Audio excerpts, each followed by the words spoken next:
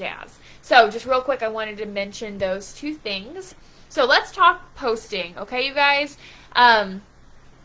Oh, so my daughter's sleeping and she just started moving. So hopefully she stays asleep or I'm gonna have to hop off. Okay, I think she's settled back down. Goodness gracious, doing this with kids, guys. It's a whole new ball game, okay? Whole new ball game. I'm still figuring it out. So let's talk posting. I think the most important thing to remember when it comes to posting, when it comes to your business, is that your post should be 90% you, 10% the business. So for every, let me backtrack. She keeps moving, so I'm like getting distracted. Sorry, you guys. Brain farting all over the place. So you want your page to be 90% you, and then have the business sprinkled in. So when I go to your profile, I should see pictures of you. I should see pictures of your family. I should see pictures of your vacation. I should see your Christmas decorations. I should see pictures of, I don't know, your get-togethers, a party, I don't know, whatever you guys are doing with your life, of your job, of your car, whatever. I should see you more than I should see any It Works products or any just text with no picture or background or anything like that. You want your page to be predominantly you. This is so important because you want people to get to know you. People are going to buy from you before they buy It Works. And so before we're just shoving products, we don't want to be a walking billboard. We don't want to be a walking advertisement. We want to be you with this business sprinkled in. You didn't join It Works and all of a sudden lose your identity. You know, I'm still Mariah. I'm not an It Works distributor. You're still Hannah. You're not an It Works distributor. You're still Chelsea, you're not an It Works distributor. You're still you. And that's got to come first. That's where we're going to start building the following. People are going to pay attention to your content for you, not for your It Works. And so if you're not giving them any of you, if you're not giving them a reason to pay attention, then they're not going to pay attention. So your It Works post, the post that you're trying to do to build your business and your products and your customer base, all of that, they're not going to get traction. They're not going to get attention because no one cares. Because you're not giving them something to pay attention to. So you want to draw them in by being you. So briefly, I'm going to jump into your 5 pillars. I'm going to do an entire training just dedicated to this topic, so I'm not going to go too much in detail. But this is an amazing way to start making sure you're touching on content that is you. And so your 5 pillars, that's 5 things that are foundational in your identity that have nothing to do with this business. So I want you to think about it. What are you? Who are you? What do you like? What do you like when you're friends? If I was to ask your friend, describe you, what are some of the things that they would say? For me, I'm a mom. That's one of my biggest pillars right now.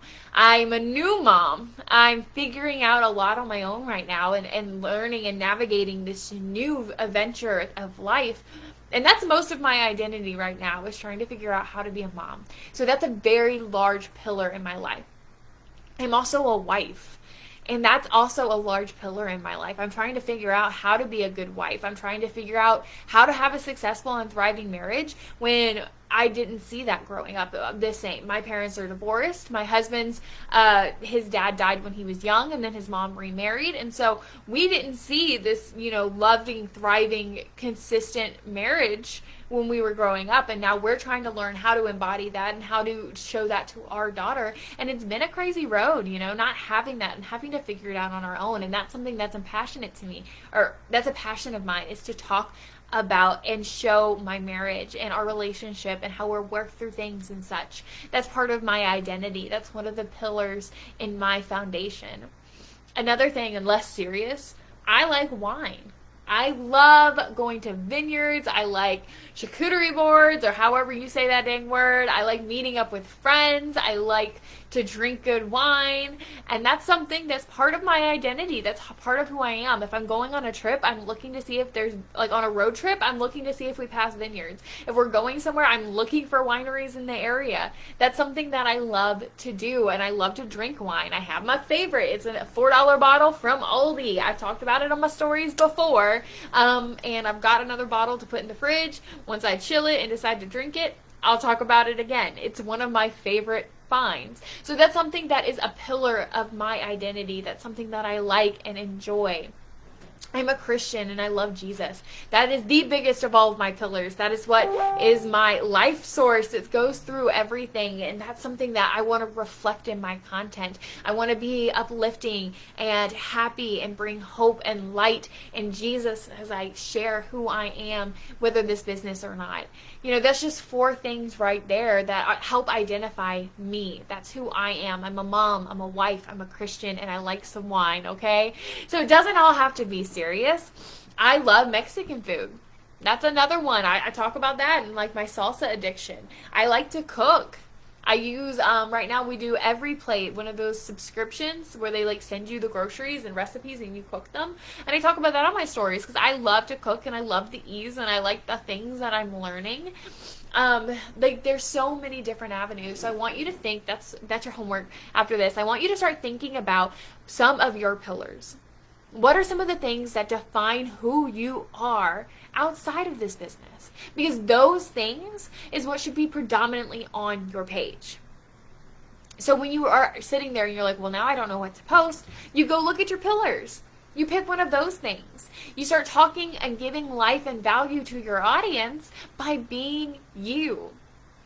Your pillars are going to be different than the next person's. And even if they're similar, they're still going to be different versions. And that's where your value is going to come, is when you're able to work authentically as yourself in your network, start presenting that, showing them you and your content, creating this, I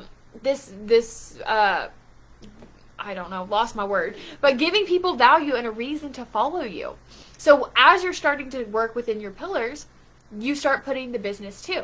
You drop a post that you're hiring, or you drop a post about the giveaway, or you drop a post about the Slimming Gummies. And because it's not something that people see every single day, it's not what they see every time they go to your page, it's not the first thing, then it's going to start piquing more interest because it starts creating more scarcity.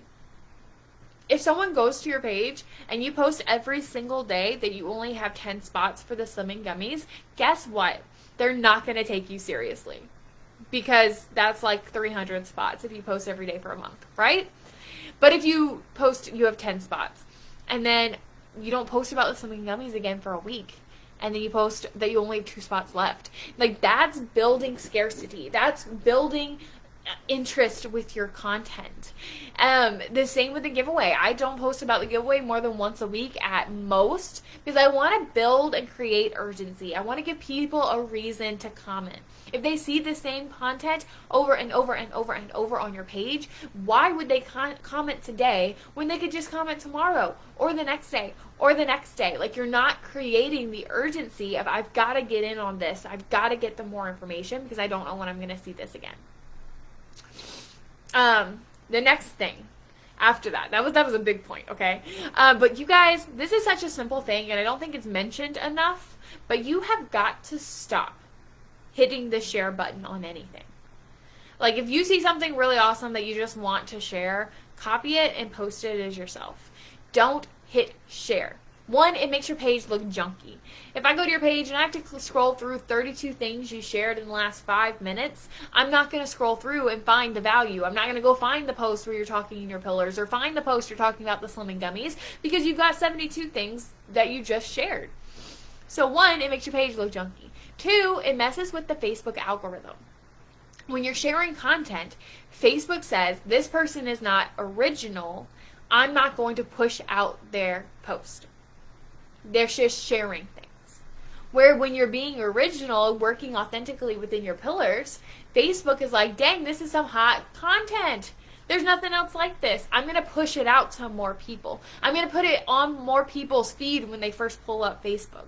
But when you're constantly sharing, you're just negating that. You're negating the work you're putting in, because Facebook is like, I don't care how great her two posts are that she wrote that are amazing, talking about her pillars and where she's working in those authentic moments, I'm still not going to show them because she just shared 72 other things. So stop shooting yourself in your foot with your content by hitting that dang share button, you guys. Okay? We got to stop doing that. The next thing, I really want to push you guys and encourage you to go live. I know, it's so scary. You can ask Hannah. She went live yesterday on the team page. This is the second time she's gone live for us on our team page. And since doing that, she's also gone live on her own page, talks in her stories, and doing reels.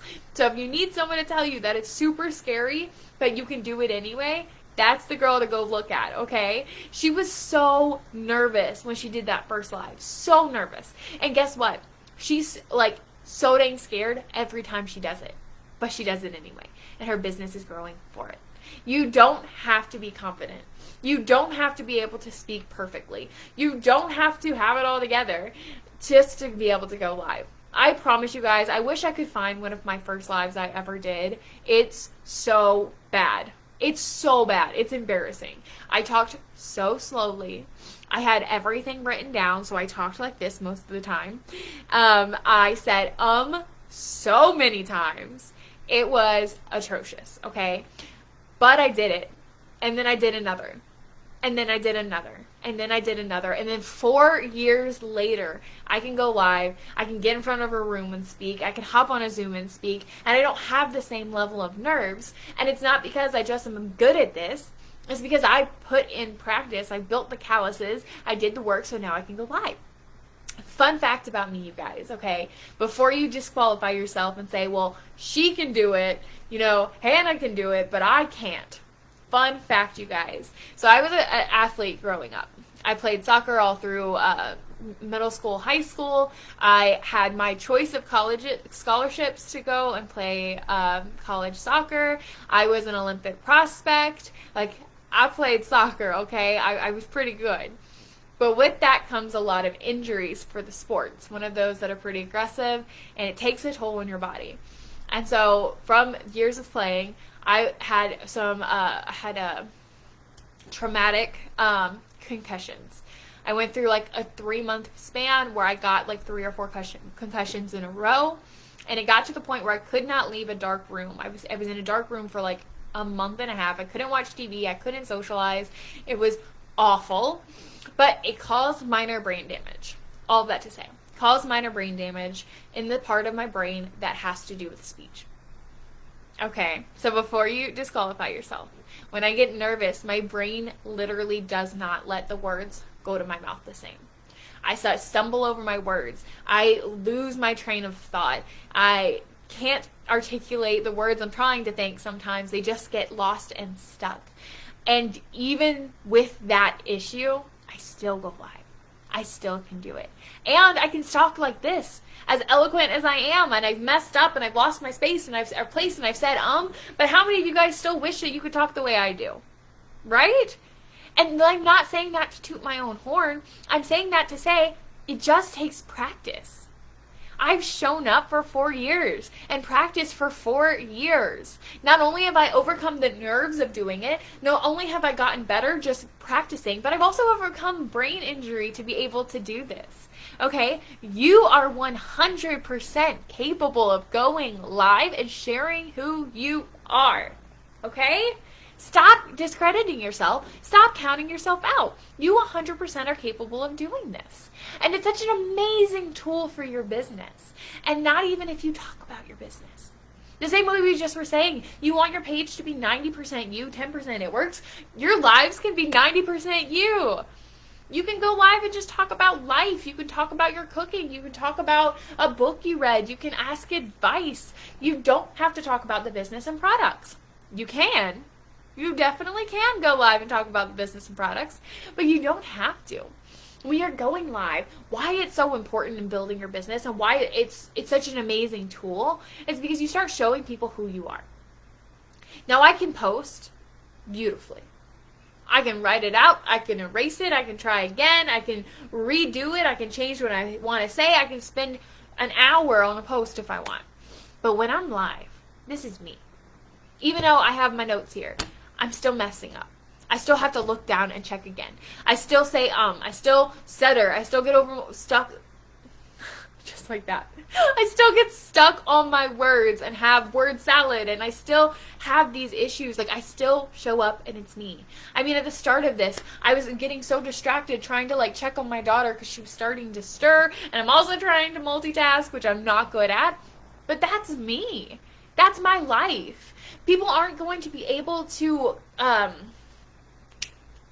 connect. People aren't going to be able to connect to all of the picture perfect image we so often think that we have to portray in order to say that we have a successful business.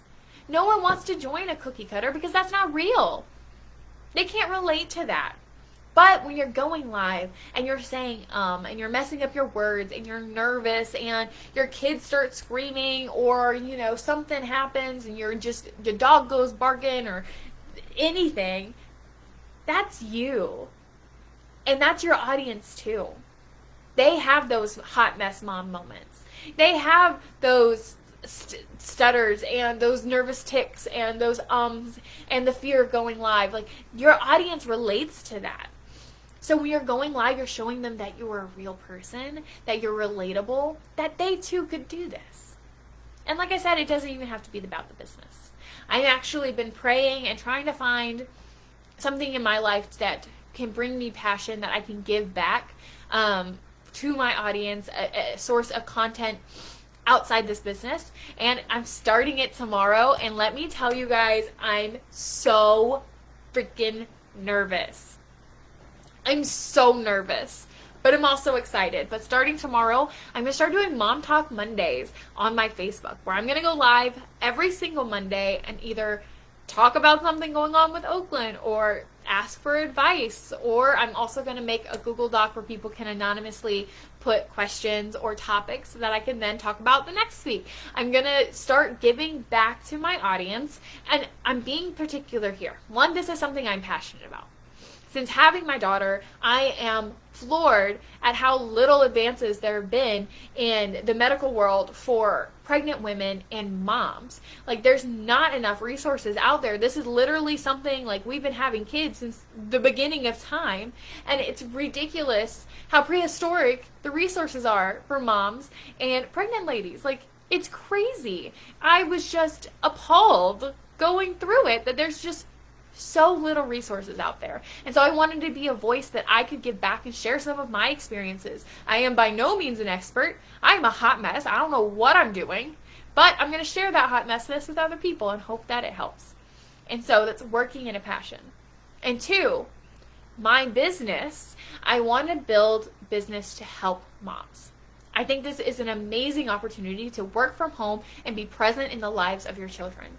So if I'm hoping my business to attract moms to my team by creating a content base for moms, I'm offering value. So I'm giving people a reason to come back to my page. I'm offering value to their lives, but in return, I'm also creating my dream audience. So I'm working in my passion, and one of my pillars, I'm giving back, I'm giving people a reason to come, and at the same time, I'm starting to create my ideal team and business. You see how it works that way?